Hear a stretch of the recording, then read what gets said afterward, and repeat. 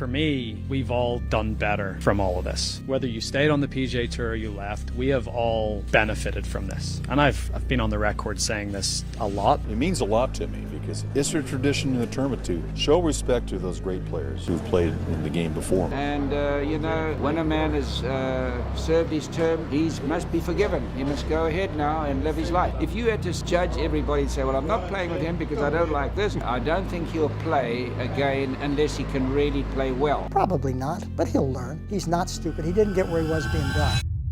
When golf legends were asked about Greg Norman, Tiger Woods and Jack Nicklaus did not hold back. Tiger said Greg had to go and exit stage left. Jack called him a hypocrite. This is what the greatest player said about the Shark. In January 2025, Greg Norman stepped down as CEO of LIV Golf. The legends had called for this since 2022, but what they said at the end was surprising. Even critics admitted he was remarkable. So how good was Greg Norman, really? The answer is complicated. This story is about a man who never quit. For 3 years, Norman took fire from golf's titans, but he never apologized. He never backed down. He had thick skin. He built LIV Golf from nothing. He attracted the world's best players. He brought billions into the sport. Then he took the blame. He became the villain so golf could change. That matters. If you want to hear more golf stories, hit the hype feature and give this video hype. We appreciate when you do. Number 1 was Ernie Els. Els said something important. He was disappointed in LIV Golf. He said it upended good things in the game. Els wanted the world to know that a 48-man tour with no cuts cannot expect serious people to care. That was his main point. Els had history with Norman. In 1994, Norman tried to start a world golf tour. It failed because legends blocked it. Arnold Palmer and Jack Nicklaus shut it down. Els remembered this. He had said no to Norman because he wanted to play major golf. When LIV came around, Els felt the same way. No cuts meant no real golf. Guaranteed money without risk felt empty to a competitor like Els. Number 2 was Tom Watson. Watson was 80 years old and still cared about the game. He is an 8-time major champion. Watson said this would damage golf hugely. He meant it. Watson thought young players preparing for majors would suffer. Majors test true skill, but playing on LIV with guaranteed money and easy conditions makes you soft. You lose sharpness. Watson said you cannot convince him that playing against the best week after week does not make you better. That was his argument. LIV removed that pressure. Watson called it nonsense. He believed in cuts that hurt. He believed in 72 holes where one bad shot costs everything. LIV represented the opposite. Number 3 was Fred Couples. Couples said something raw and honest to golf.com. He said no one has liked Greg Norman for 25 years. That was just fact. Couples said Norman was not his friend and never would be. They did not get along. The LIV Golf League was not really the issue. The issue was Norman himself and his personality. Couples was speaking for the locker room. Other players did not trust Norman. He was charismatic but also abrasive. He did not make friends easily. When he took Saudi money and started LIV, players who hated him had an easy reason to oppose it. Couples mocked the LIV players for thinking they were changing the game. He called them comical. When a judge blocked LIV players from the FedEx Cup playoffs, Couples tweeted 3 words: denied, denied, denied. He celebrated because Norman lost. Number 4 was Nick Faldo. Faldo and Norman had a famous rivalry. Their 1996 Masters battle was legendary. Faldo never let that go. When Norman started LIV Golf, Faldo saw it as the tragic destruction of Norman's own legacy. Norman was a great golfer, really great. He had charisma and excitement, but Faldo said he absolutely wrecked all of that with his choices. Faldo dismissed the LIV format as meaningless. 54 holes with no cut meant there was no pressure. You could not miss the cut. You could not fail on the 72nd hole. Without consequences, golf became just entertainment. It became exhibition. Faldo said nobody was even watching because the product meant nothing. For someone like Faldo, this was the deepest insult. Norman had 331 weeks at world number 1. He was a titan, but now he was selling a version of golf that removed the very thing that made his achievement special: the difficulty, the danger, the chance to lose. Number 5 was Rory McIlroy. Rory's story is the most complex and revealing. In the early days of LIV Golf, Rory was the attack dog. He echoed everything Tiger Woods said about Norman. He told Norman to exit stage left. He said Greg needed to go. He used all the same language. Rory said no one would talk about peace unless there was an adult in the room. He was ruthless about it. When Rory won the Canadian Open and surpassed Norman's career PGA Tour wins, He made sure to mention it in his interview. It was a jab right at Norman. But as the conflict dragged on for years, something shifted in Rory. By late 2023, he stepped down from the PGA Tour Policy Board. He admitted he had been too judgmental about LIV Golf. He realized the tour was not going to disappear. The binary thinking of good versus evil was not helping anyone. Rory started to see things differently. He understood that LIV Golf was real and someone had to deal with reality. Then in January 2025, when Norman stepped down, Rory said something remarkable. He said Norman was probably one of the only guys in golf who could have taken on that role. You have to commend him for that. Rory recognized something profound.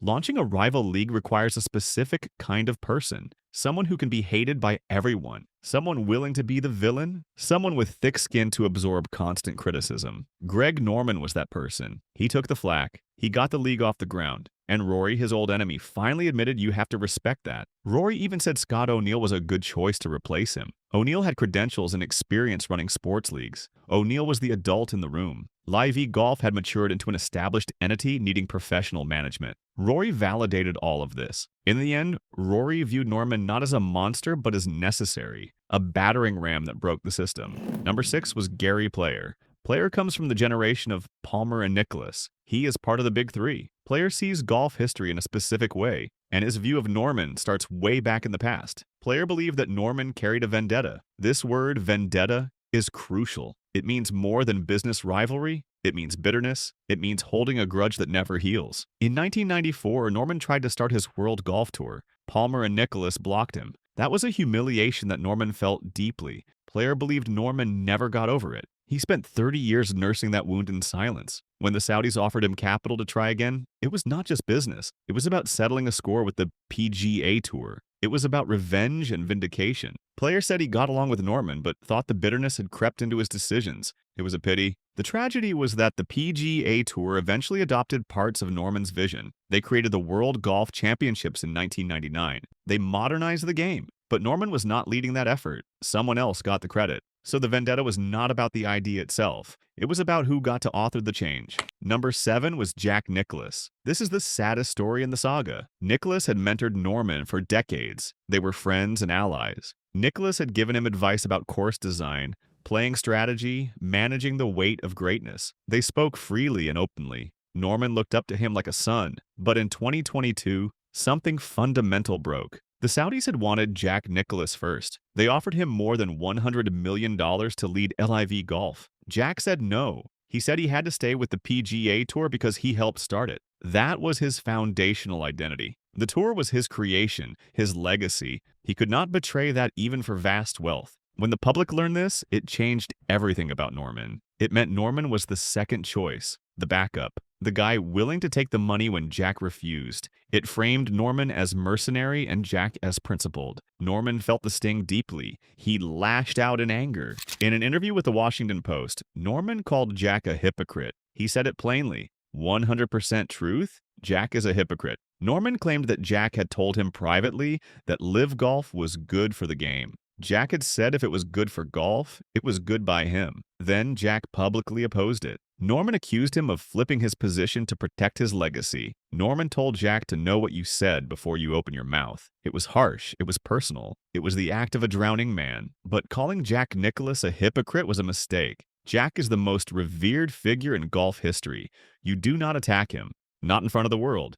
The golf community turned on Norman harder after that. He had burned a bridge with the one person who could have supported him. The mentorship died. By July 2022, when golf celebrated the 151st Open Championship at St. Andrews, Norman was not invited to the Champions Dinner. When asked about it, Nicklaus was polite but cold. He said Greg was an icon and a great player. They would remain friends. But unfortunately, they just did not see eye to eye. Those words were a massive understatement. The friendship was finished. Nicklaus had chosen the institution he built. Norman had chosen revolution. They could never both be right. Number 8 was Tiger Woods. This is where the real power lies. Tiger was not just another legend. Tiger was the only modern player who rivals Nicklaus in influence and stature. Tiger was the guardian of the PGA Tour. He took it upon himself to protect its legacy and tradition. The Saudis had offered Tiger a mind-blowingly enormous sum. Reports said it was $700 million to $800 million, high 9 digits. This was generational wealth beyond measure.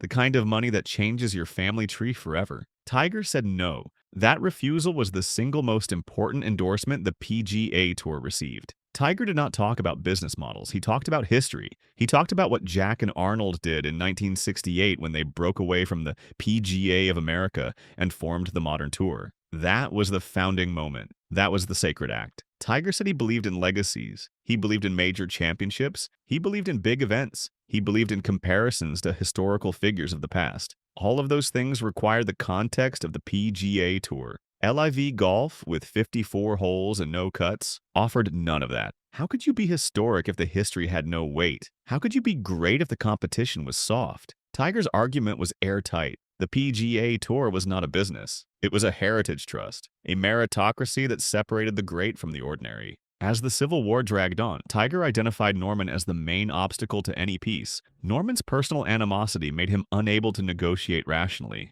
In late 2022 at the Hero World Challenge, Tiger delivered an ultimatum. Greg has to go. He just needs to exit stage left. Those words became the rallying cry for everyone who wanted Norman out. Tiger explained the logic clearly. Greg has made his mark, but now is the right time to say, you got this thing off the ground. But nobody will talk unless there is an adult in the room who can actually mend fences. The phrase adult in the room was devastating. It made Norman sound like a child, a petulant disruption rather than a serious person. Tiger was sending a message to the Saudis. If you want a seat at the table, you have to remove this man. Tiger's strategy worked perfectly. When the framework agreement came in June 2023, Norman was excluded from the talks. The PGA Tour had successfully sidelined him. Tiger had enforced his will. When Norman left in January 2025, Tiger's condition had been met. Exit stage left was not just a soundbite. It was a strategic mandate that Tiger made real. So what does all of this mean? What is the actual answer? How good was Greg Norman, really? The truth contains multiple layers. The legends hated what he did to the game and to relationships. They saw him as a disruptor willing to burn things down. They called for his removal. They isolated him. They made his life difficult in every way they could. But even as they opposed him, they admitted something about his core quality. He had rare traits. He had thick skin. He was willing to be the villain. He had drive that did not quit. He forced the sport to change whether the establishment wanted it or not. He made the PGA Tour modernize. He brought billions of dollars into the ecosystem. He proved that golf had global potential beyond what the conservatives believed. When Norman left, even McIlroy had to acknowledge that only a certain kind of person could do what Norman did. Only someone with that much confidence, that much willingness to absorb hatred, that much refusal to be broken. In business and in life, disruption requires a specific personality. It requires someone willing to be alone.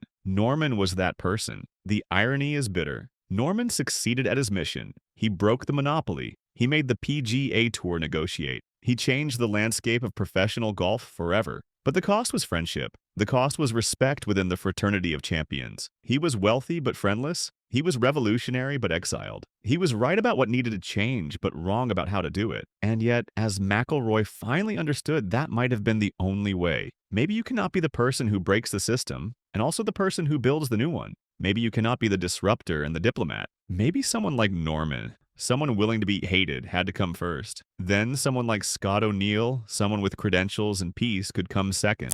The legends of golf spoke when asked about Greg Norman. They did not give him credit at first. They wanted him gone. They said harsh things. They isolated him. But in the final accounting, even they could not deny what he had accomplished. Even they recognized the rare quality of his incredible will. Even they admitted he was a true force of nature that changed golf forever. The truth is, Greg Norman will be remembered in two very different ways. Some will see him as the disruptor who damaged relationships and nearly tore the sport apart, the guy who put his ego before the good of the game. But others will see him as the person who forced real change, the person who made the establishment listen, the person who proved the sport could evolve. Maybe both things are true here. Maybe that is the answer to how good he really was. He was good enough to change everything. He was strong enough to be hated for it. He was willing to sacrifice everything for disruption. Greg Norman walked away from LIV Golf in January 2025. He left behind billions in investment and a functioning league. He left behind a sport more open to new ideas. He left behind a complicated legacy, but he left a mark. In golf, that is what matters. You can be controversial. You can be disliked. You can burn bridges, but if you change the game, you will be remembered.